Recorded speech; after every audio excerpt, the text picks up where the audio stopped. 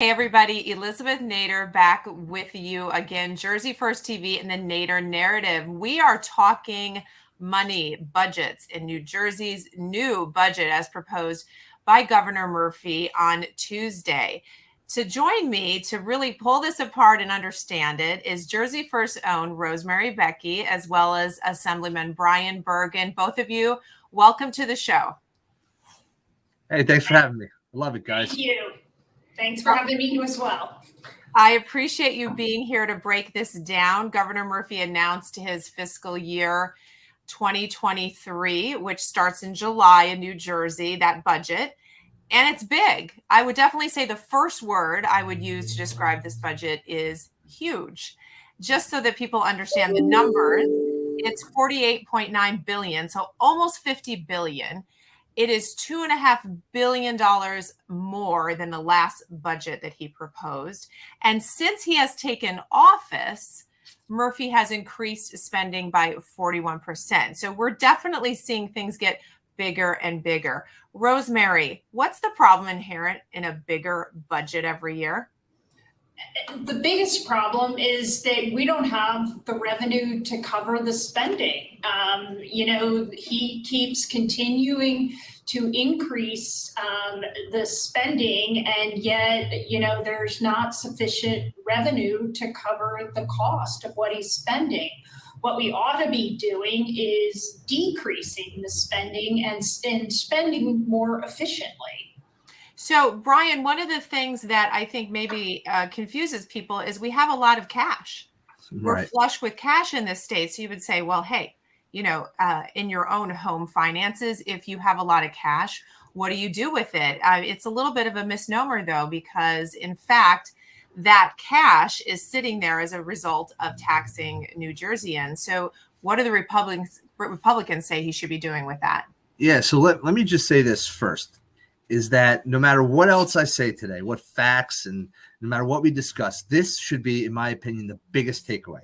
The biggest takeaway should be no matter how we are flush with cash, yet this budget is still a deficit. Wow. So even with all that money, the budget is still at a deficit. That should blow everybody's mind. It really should, because you could make the argument that if we have money, let's take that money and invest it into the state and spend it to do good. There's no excuse to spend more money than you have, particularly at a time when we have this much cash. It's irresponsible, quite frankly. Yeah. Right. So the Republicans have quite a few fixes, which I'm sure we'll pull apart today. Yes, and none of which are to spend more than you have, which is what the fix the governor proposed was. Well, that's sort of basic budgeting 101. At least I was taught that. I guess it changes when you're in politics. Math is different. But Rosemary, if we continue to spend, we're committing to programs that we have to continue to support, yet you can't really project revenue beyond much into the future and be certain that it will be there, yet we will be beholden to these programs. Isn't that part of the problem? No, that's a big part of the problem. And what we ought to be doing is to be funding very specific programs and funding them, to the fullest extent, right? We have the same problem at the federal level. We keep spending money on all sorts of projects and never, properly funding them and building those programs out in the most appropriate way. Yet we spread the cash all over the place and there's no accountability or anything like that. Yeah. Well, and before we get into some of the details, Brian, I also want to bring up the fact that the governor borrowed a lot of money during COVID. And this was money that perhaps we didn't need, yet there's debt service on that money. So we are both flush with cash as well as having borrowed money, which presents an issue. Yeah, absolutely. And I remember when it happened, and I was just brand new to the assembly, and I argued vehemently against it on the floor.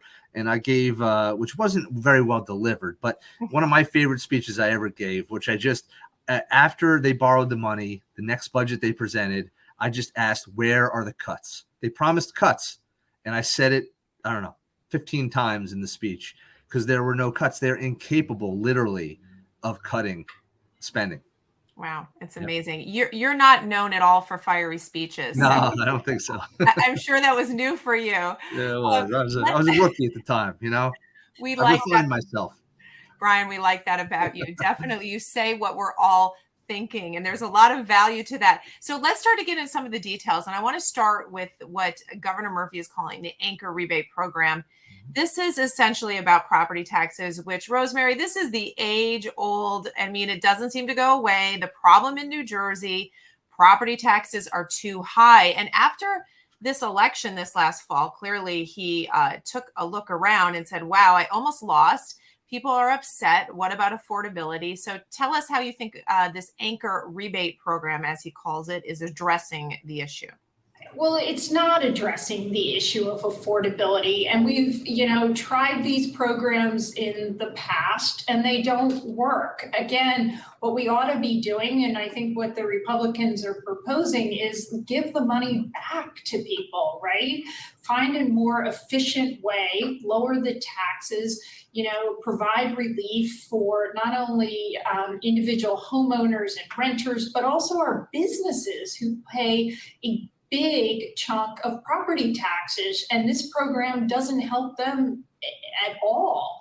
Right. And so we ought to be doing something in a better way. And again, I go back to, we ought to be spending the money more efficiently, revisiting how we're spending the money, and then, lowering our costs so that we can return the money actually to the people. Really, the way that property taxes are calculated and figured out, Brian, shouldn't we be addressing that very formula and the issues behind how we got to where we are, instead of just focusing on trying to throw some, a few $100s back at taxpayers? We're not fixing the core problem of property taxes. Yeah, well, that's 100%. The rebates are the biggest gimmick in the game. I mean, they really are. It's literally akin to trying to buy votes. It's awful. It's bad policy in general. I mean, if you have money to rebate, you shouldn't have taken the money in the first place. I mean, that's really what the lesson should be. And yeah, there's other ways he could fix it better. I mean, he touted how much money he was putting in to schools, and he did put good amount of money into schools, but there were a lot of schools that lost out in order for him to shuffle that money around. So it's a real shell game he's playing. But again, rebates, they're just a bad trick. I don't like them. Yeah. So going back to the businesses, Rosemary, because you did mention that there's no relief for them. And in looking at the budget at a high level and all the commentary you can find on it, not a lot of focus on small businesses, yet they have been hurting more than so many in the past 2 years due to the decisions coming out of the Murphy administration. Where is any relief for them in this budget? How is there any focus on getting them to heal, keeping them open? Where do we see small businesses? I think that's the most surprising thing about this budget is there is no relief for businesses in general, but in particular our small businesses. And yet they're the ones that need the most help. I mean, we lost 1/3 of our small businesses here in New Jersey during the pandemic. They had to close their doors, and we ought to be doing more to encourage, businesses to come back to New Jersey, to stay in New Jersey. So I think it was really surprising, I think, for a lot of people to see that this budget doesn't do anything to help businesses. Right, not addressing that at all. Brian, would you help us understand the difference between the Give It Back Republican plan to get money back to the taxpayers versus this rebate program? At a high level, how are the two different? Well, most importantly, that first of all, rebates historically take a long time to happen. So this rebate program, as great as it sounds, money will take, could take close to a year to get into anybody's hands in the first place, just because of the way it has to be administered. The Republican plan is to give tax credits back immediately, like this April. I mean, so there's a huge benefit to going with putting money in people's pockets today versus in a year from now. Also, again, like I said, with rebates, it's a shell game. They're put out there, dangled out there, and then taken away just as quickly. That's how they do it, and that's why they never, ever work. The Republicans have always been about lowering costs for people and letting them keep their dollar. And when you are going to give it back, which you should never have to do because you shouldn't take it in the first place, give it back as fast as possible. because $1 today is worth more than $1 to that person a year from now. Well, this budget has to be approved. As you say, it's going to go through the process that it must go through, hammering it out, negotiating, whatever that takes to pass it. And meanwhile, the taxpayers who are hurting now, paying, we're getting close to $5 in gas. And we know everything else with inflation, grocery bills, everything is going up. So the time that we really need this money is definitely now, not next fall after everything has been negotiated and figured out. So Rosemary, in terms of the way the governor positioned all of this, his poll numbers show us favorability is way down, way down. So do you think that he's trying to spin this as though he's rescuing families and he's finally addressing the affordability issue in New Jersey, which is sort of the PERMA issue we've always had? Oh, absolutely. And look, I think the election was a wake-up call for this governor, and absolutely, he's trying to, figure out what to do next. And this budget doesn't do that. What I think New Jerseyans really need and want is a long-term vision, and that long-term vision involves cutting our budget, cutting our costs, really evaluating the programs that we're spending money on. And again, kind of going back to the Republican plan, return the money to the people. I mean, you hit upon it right now. Times are hard in New Jersey. I actually filled up my gas tank this morning and I think my heart stopped. I mean, $100 to fill up the tank. Oh my God, Yeah. and people need help. And this is not how you do it. You can't keep spending like this. Again, I think you really got to create affordability, and affordability starts by cutting costs and by helping to reduce inflation, not increasing it. So, Brian, in regards to his favorability being low, it's all how you say things, right? So one of the things he touted on Tuesday was no more taxes, no more new taxes. That's important. No more taxes would be great. I don't think that's ever going to happen in New Jersey, but no more new taxes. This budget has no new taxes. But that sort of puts a cover over something that we need to discuss going back to small businesses. They've had a tax increase. It's in the unemployment. So That's actually, right. They're already shouldering a bigger burden, are they not? Yeah, of course they are. So, I mean, the unemployment trust fund was raided by the pandemic. Obviously, it needs to be replenished. There's two ways to replenish it. Either it's replenished with a shot in the arm, which he has the ability to do with federal funds, and he can legitimately fill it back up, or the businesses the premiums have to be raised on the businesses to fill that back up. So, I mean, it's going to get filled up one way or the other. And he has chosen in this budget not to invest in that, and thereby passing that off to the businesses, which are passed off to employees. And it's just, again, it's a shell game he's playing here. I mean, he said also he's not raising New Jersey transit. Okay. But then you can't drive down the Parkway or the Turnpike without getting killed. So it's a complete shell game. He's choosing points where he's doing something good and ignoring 5 or 6 more where they're doing something bad. Right, definitely. I think the theme from this interview is shell game. I've heard that a lot.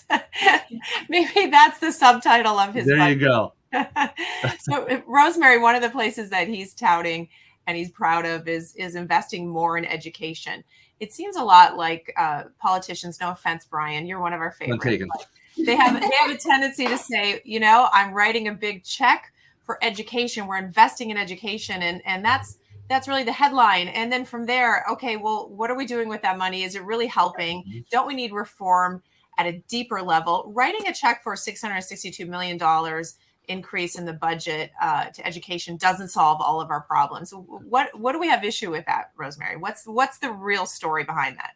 No, we have a lot of issue with that. And first and foremost, we've got to fix the school funding formula.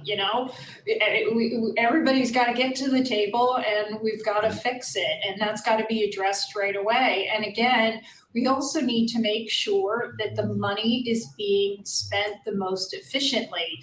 One of the things that I noted in his speech, he actually talked about, the loss that our children have endured during this pandemic and the education loss, and we have to address things like that, and there ought to be a more concerted effort to do that and a more focus on spending the money in the ways that are most effective. I have to say, when you say that, and that he talked about the loss that children had, Brian, this is because of his decisions. This is because, and I know this is not a budget thing, the NJEA, but okay. I got to tell you, as a parent, it's hard for me to hear that, knowing that he made those decisions that caused all of these challenges for our children. It seems as though he's not being held accountable for that. The NJEA continues to loom large. Should we not hold them accountable for what our children have gone through? Well, yeah, we should. And like we've been saying, those of us who are reasonable since the beginning of this, was that, there would be a cost to bear. And we've seen it it's not only a fiscal impact, which we're seeing right now, and he acknowledged, but it's also an impact on social emotional well-being of our children. So from the very beginning, many people have been saying that there would be a cost to bear, and now it's come to fruition. And he acknowledged the fiscal cost, but you're right. There's a lot of accountability there that should be shared by him. Absolutely. And what we're not seeing, Rosemary, is any nod to the veteran homes and the other nursing homes and all the deaths and the settlements. And that's another show. That's another conversation. But that's a lot of money taxpayers are putting up to cover up the poor decisions that he made and that resulted in so many deaths. And we continue to pay that bill and sign that check on behalf of him. Yeah, there's no doubt. You know what drives me nuts? You didn't ask me this question, but I'm going to say it right now. Is the free community college, this stuff. He's big into this thing, and he's putting money into it. Yeah. I've said it before. I say it everywhere I can go. I want to say it now. There's already a way for everybody to go to college for free. It's called the National Guard. You join up the National Guard. You can go to college in New Jersey for free. But again, it's in his budget. He just spends without any regard. I'm glad you brought that up, because I feel sometimes like, and I'll throw this to you, Rosemary, I feel like he's fixated on immigrants are not here legally. He's fixated on their health care. He's fixated on giving them free education. Listen, I'm all about, being compassionate and treating human beings with respect. But why is he so fixated on those who are actually not citizens of this country? I will tell you, Elizabeth, this is one that hits home for me. I went to school on grants and loans, and, I always talk about the fact that I incurred over $100,000 worth of debt. And I strongly believe there should not be free college. And I do believe in helping people out, and again, people who are here legally, but giving away with no ties, no responsibility, free education, that's not acceptable. And it doesn't teach our children the values that we think they should have. Like, it's just not, it's not in their best interest. And so, again, it's like Brian said, it's just spending money without any accountability for it. Well, after Brian's advice, I'm telling my teenagers are going to the National Guard. So the best thing that came out of this show is a financial plan for me. So thank you, Brian. I think that's an excellent. I think go to West Point too. West Point's an option. Well, there's always that, and we know that you did that. So congratulations. We're proud of that. What's missing from this budget really stood out as well. Two things, Brian, among other things. Mm-hmm. Where is motor vehicle services? I mean, we saw pathetic things happen in the last 2 years, which really require an investment of capital to fix. I don't see it in the budget. Do you? No, I don't see it. I don't. And I wouldn't expect the motor vehicle commissioner to ask for it, because she doesn't know what she's doing down there. She's doing such a poor job.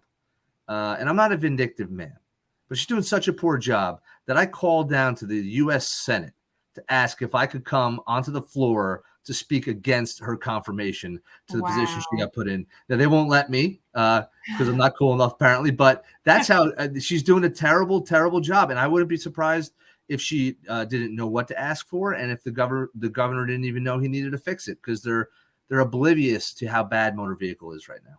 It remains painful, but it was one of the most painful things people went through outside of health issues during COVID. We saw those pictures of people staying out all night. And the reality is it's an infrastructure investment. With all the talk of infrastructure, I think I need to look the word up in the dictionary again, Rosemary, because they've changed the definition. Yeah. It's supposedly social programs. I thought it was things like roads and bridges, but also technical infrastructure, right? Computers that talk to each other, things that we bring up to date based on recent technology gains. So why aren't we investing in all of this?